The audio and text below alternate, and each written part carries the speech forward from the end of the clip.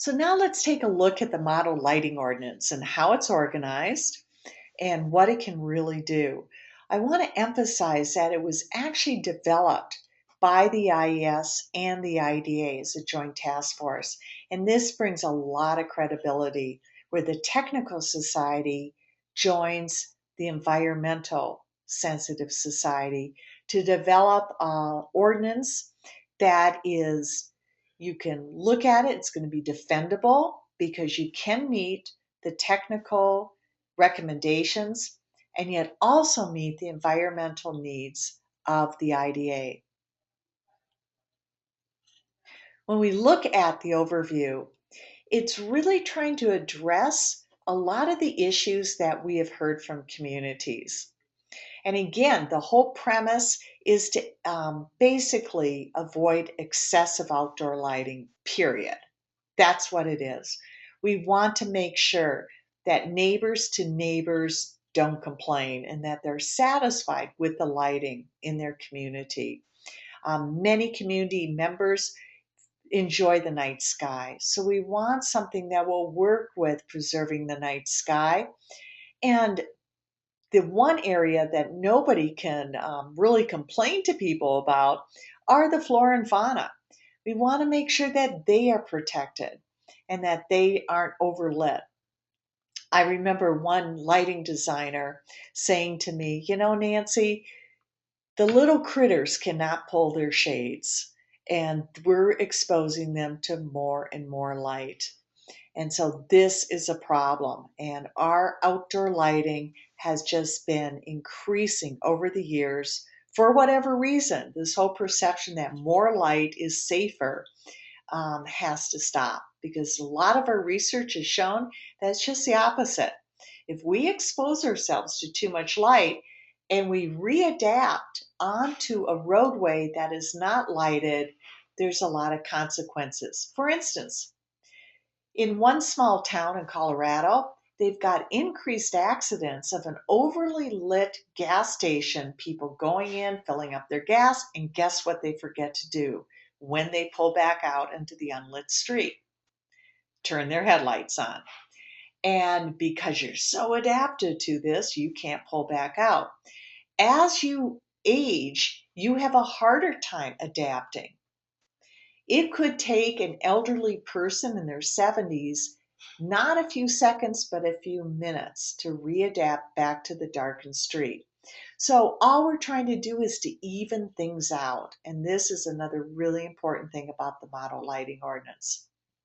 And let's face it, having lights on is wasting energy. So if we can balance things out, it's really going to help neighbor to neighbor complaints, protect the night sky, conserve energy, but there's this huge safety addition that will be implemented when you follow the guidelines.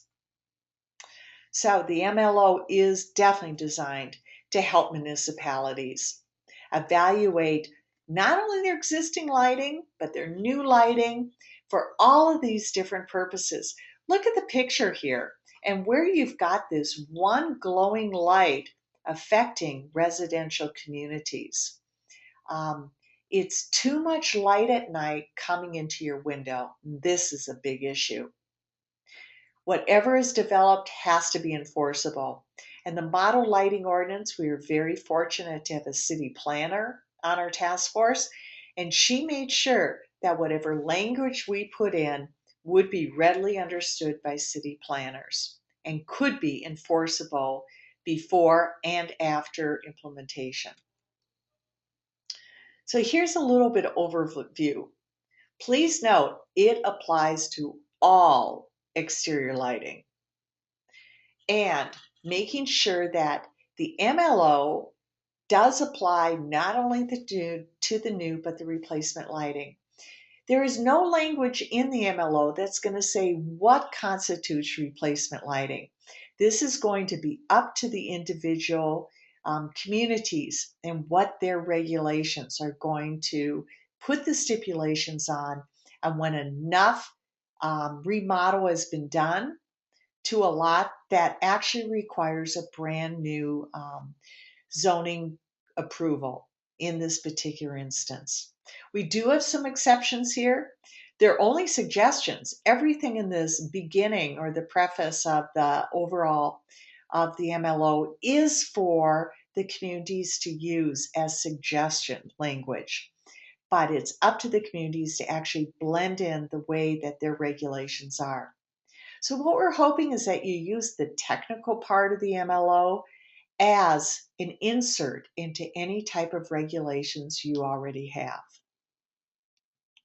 We do offer controls and curfew, being able to dim the lights when it's in the middle of the night or when pedestrian activity has gone down.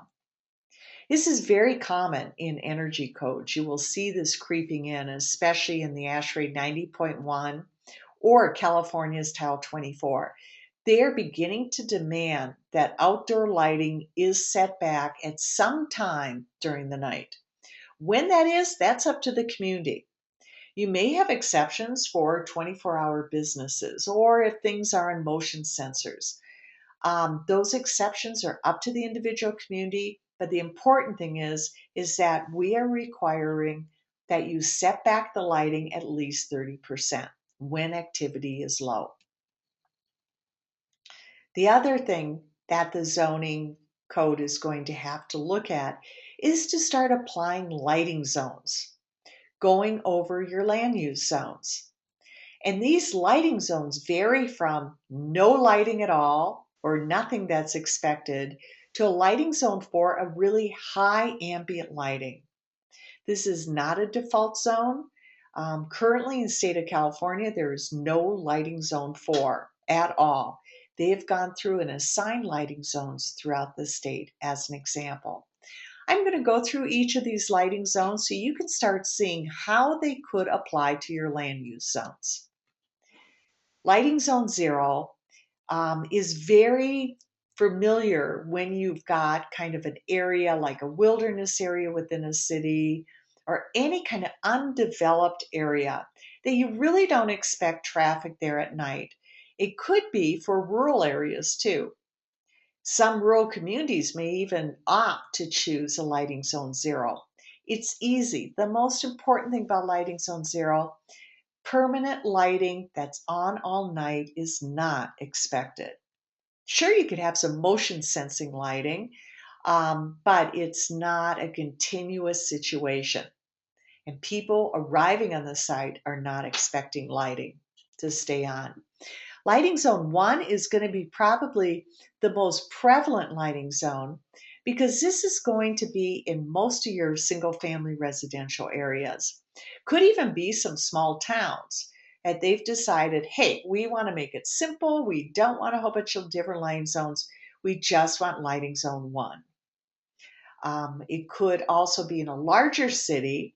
We could start looking at maybe business parks that are completely closed down at night with only a few people working there, or some maybe open space in highly developed areas.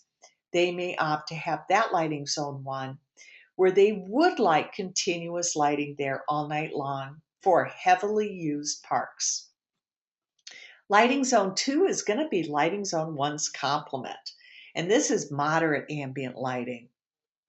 Examples of this may be very like commercial business districts. Could also be some mixed use residential districts. You can also do vertical zoning, and this is brought up in the Model Lighting Ordinance, where if you have a lighting zone, maybe with commercial districts at the street level, but then you've got condos or residential units in the floors above. They could be a different lighting zone. Lighting zone 1 also may be used in a residential area, but if you've got churches or schools, then lighting zone 2 may be in this area. What's important, you cannot go from lighting zone 1 adjacent to lighting zone 3. You have to at least have an adjacency of only one lighting zone difference with adjacent properties. Lighting zone 3, now we're getting to a lot more light. And this may be similar to an outdoor sales lot, or maybe it's an entertainment district that is open to the wee hours of the morning. Definitely for large cities. Or those harder areas to light, playing ball fields, not necessarily next to residential communities, but where they're expected to have higher light levels. And this would be ideal lighting zone 3. Lighting zone 4, as we indicated, not a default zone. It's not appropriate for most cities. The two pictures here may be where it is appropriate: Times Square and Las Vegas. Please be careful with lighting zone 4. If you apply it to any city, you have got to understand that the community expects a lot higher light, a lot higher glare, and that it's going to be on all night long. So the concept of the model lighting ordinance really is two things. One is to limit the amount of light allowed. We just don't want to have anything overlighted.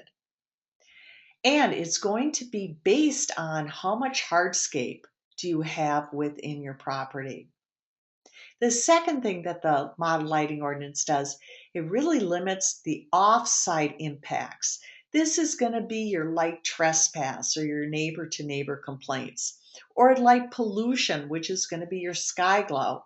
This is light going up into the air and doing nothing but just creating a haze over the community. There are two different levels of compliance with the model lighting ordinance. The prescriptive method is going to be your compliance method that is going to apply to the majority of the sites. It's going to limit the amount of light that you have as far as on the ground, and it's also going to limit the type of distribution that comes out of the lighting fixture or the luminaire. The performance method is going to be a lot harder to actually comply or to show compliance. This is going to involve a computer program and probably a lighting designer that really knows how to put in the different surfaces, the modeling, the reflected light, and the luminaires themselves. So here's the model lighting ordinance overview. Very basically on deciding which path you take, and depending on the flow diagram, on going into the different compliance methods. We're going to go into each of these in particular, and we're going to start with the prescriptive method. The prescriptive method has two different paths. First one is parking space method, and you'll find in Table A that you count up the different how many parking spaces you have, limited only up to 10 spaces per lot, and you multiply that by how many lumens per space. Note that the lighting zones are up here, so you would look at where the property is located and go down to how many lumens per space in the lighting zones. This particular prescriptive method was designed for the simple mom and pops, where you're not going to have a lighting engineer or maybe even an electrical engineer involved. Very simple to comply. And what lumens are? This is the amount of light that comes out of a light fixture. It is given on a lot of product information sheets, and you will see what the lumens are so you can add up all the lumens. For instance, here, if I had 10 spaces in lighting zone 1, and I'm allowed 490 lumens per space times 10, that'd be 4,900 lumens that I'm allowed to light the entire site. If you don't fall into that because you've got more than 10 spaces, or you've got an unusual situation like you happen to be a gas station, you may not want to go that simple, or you cannot go that simple parking lot method. Then you would go the other prescriptive path. And this is based on total site lumens. You take your entire property and you see what your lumen allowance, or how much light you're allowed to light your entire site. You begin by looking at your hardscape. And the hardscape was developed similar to the drainage plan that you would have to have with almost any applicant. And the drainage plan, though, does include the building footprint. In this particular one, it's hardscape minus the building footprint. So you take your hardscape area and you're given a base allowance of light. If we look again at lighting zone 2, we have 2.5 lumens per square foot of hardscape. So you take your hardscape area, multiply by 2.5, and presto, you have how many lumens you're allowed to light your site. As easy as that. These are tradable. You can put them anywhere you want into your site, is your base allowance. If you have some special cases like I just mentioned, outdoor sales lot, or drive-up windows, or service stations, you get additional allowances. But they're non-tradable, or as we like to refer to, use it or lose it. For instance, drive-up windows, you get some more lumens per window, but that's the only place you can use it. You cannot spread it out throughout the rest of the site. So those are important in the use it or lose it. They're application based. So here's an example how to determine the hardscape. Like I mentioned, very typical drainage plan that you would have, except the drainage would include the building footprint. In this case, we would not. You take the hardscape area. If your area is larger, like a median is larger than 10 feet wide, you do not include it. If the area is less than 10 feet wide, like a landscape buffer around a site, you would include it. We're trying to make it a little simpler versus trying to subtract every single landscape island out of it. Now let's look at the performance method. The performance method is used for those unusual sites that you cannot fit into the prescriptive method for whatever reason. It starts off very similar as a prescriptive method.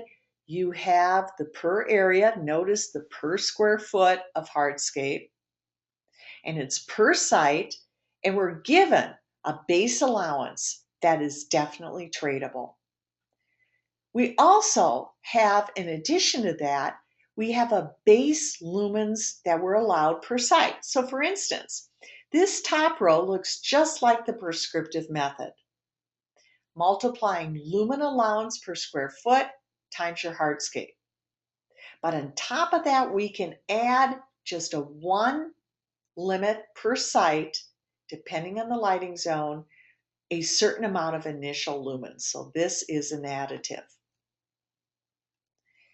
Now, when we look at the additional allowances, these are non-tradable.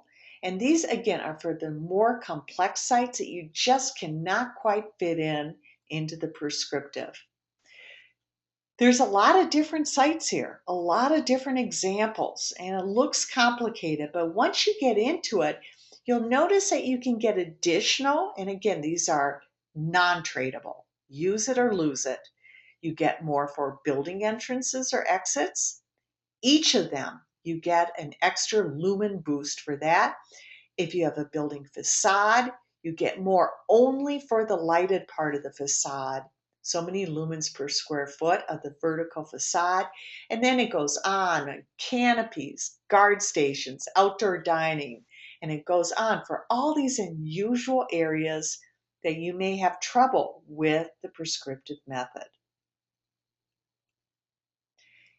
Now with both of them, both the prescriptive and the performance method, we need to limit not only how much light we put on the site, which is what we just explained, but now we want to limit your off-site impacts. This is how much light that is going over your border, your property border. With the prescriptive method, there's only one choice that you have. Performance method, you have two choices. You can limit it with the bug ratings, like we mentioned before, the backlight, uplight, and glare ratings, or you can actually put your building and your site in a glass box and run a computer program. The bug ratings are explained here, and with the backlight is probably the most complicated one because this depends on how close you are to the property line. If you're greater than 2 mounting heights from the property line, the bug light or the backlight rating is a lot more generous. We really don't care as long as all your light spills on your own property. But the closer you get to the property line, like 0.5 mounting heights away, notice how the backlight starts tightening up. And there it is. The closer the property line you are, the more stringent it is. We also realize that there are instances when you've got like 0 property line setbacks. This may be a building right on a city street, and your building face is your property line. If that's the case, we allow you to go 5 feet beyond the property line or the center line of a public roadway or transit corridor. Otherwise, it would be impossible to limit all light when you have no property line setback. Here's another challenge we had with backlight. Let's assume that you're downtown and you've got wall sconces on a 0 property line setback. Well, those wall sconces, even physical nature, they are hanging over the property line. So we're kind of saying, well, they're not really ideally oriented. In other words, their backlight is hitting the building, and all of a sudden it's the forward light that could be a problem. And I'm going to go through examples on how you determine whether something is ideally oriented or not. The uplight is pretty simple, that the uplight is directly related to the lighting zone. U0 is in lighting zone 0. U4 is in lighting zone 4. The only stricter relationships is if you are utilitarian light, like a street light or area light, then you can have no uplight at all, or you're U0 all the way across the board.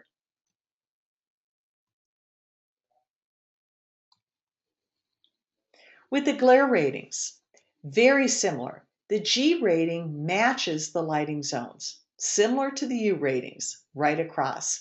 This will make it simpler for a lot of the people looking at these applicants to say, oh, well, if you're ideally located and oriented, then you're fine. And that's how you do it. But then if you're not ideally oriented, you've got a problem. And I'm going to go back to that slide and look at the different G's, and you actually gets tighter and stricter the closer you are to the property line. So this is one way of looking at the limits to the offsite impacts for both prescriptive and performance are the bug ratings. Well, I've been mentioning ideally oriented, but let's actually look at some examples on what this means. Here, we've got a luminaire, and the backlight is in orange, and the forward light is in yellow. And there's the property line. We are more than 2 mounting heights away, and notice we're going to look at lighting zone 2 for this example. We'll go over to lighting zone 2, more than 2 mounting heights away, and we're at a B4. And we can go down and look at that, and there's a B4, and with the allowable uplight, we're at 0 because it's going to be an area light. And then we look at the glare rating. Again, far enough from the property line, and we're more than 2 times the mounting height. So therefore, what's allowed with this luminaire is B4, U0, and G2. And that's what you're going to check the actual design against. Another example, now we've got the property line in front of the luminaire. We've got a situation where the pole is actually Most of the light is facing out. And let's see how this is in a lighting zone 2 application. It's still greater than 2 mounting heights away, so our backlight, which is an orange, is a B4. It's an area light, so we can't have any uplight. And because we're 2 mounting heights away, we're still okay with the G2. It's exactly the same rating as what we had before. Now as we squeeze the property line closer and closer to the luminaire, we start looking at the backlight in orange is still a B4. There's no uplight, but notice that I'm now between 1 times and 2 times the mounting height, so my G rating starts tightening down. And this is a tighter G rating than the other ones. Ooh, now this is a tough one. This is where we have the luminaire almost on the property line corner. And let's start looking at this. And it's anywhere within the forward light or the backlight that we've got a problem. You could almost do this one on your own, but we're looking at in this yellow, we are due crisscross a place which is 0.5 to 1 mounting heights from the property line. That's the worst case. And so we're limited to B2. The U is still the same. And then if we look at the backlight, we are between 0.5 and 1 on the backlight. So we're at G0. And that's how you would determine that particular light. Now let's look at, again, that 0 property line situation. I've got a luminaire right on the building and greater than 2 mounting heights from the property line for the B, because the building is the property line. So we've got a B4. The uplight is U2 because now it's a wall sconce and it's not an area light. And then it's actually less than 0.5 mounting heights, and we have to have a G0. Notice in this particular example, the glare is now the backlight. This is what neighbors are going to see, and that's why the tightening on the G value. So this particular luminaire mounted on a building with 0 property line is going to have B4U2 G0. So now let's look at a situation where we have a property line really close to the luminaire, and the luminaire actually is pointing in and lighting the property, but it's almost on the property line, and yet luckily we're in a public right-of-way. So we can go to the middle or the midline of the public right-of-way. Notice with that, we are more than 2 times the mounting height away. Lighting zone 0. If we did not have that public right-of-way, we would be at a B0, but because we do, we are allowed to go to a B4. In other words, the nearest neighbor is across the street. And because this is not a decorative or an area lighting, we would be forced with a U2 with that one. And the glare rating is G2 because of all the other reasons. There's the final rating for this particular luminaire. So that explains the bug ratings and how you look at if something's not ideally oriented. But only in the performance method, you have an option to do another compliance method. This, you put a glass box over the property site and you run a computer program to calculate all of the lighting levels at every single point in this glass box. Second thing that you do is you take the lighting lumens that's being emitted from every single luminaire, you add them all up and make sure that either via reflection or direct emission that no more than 15% of the total light escapes the site.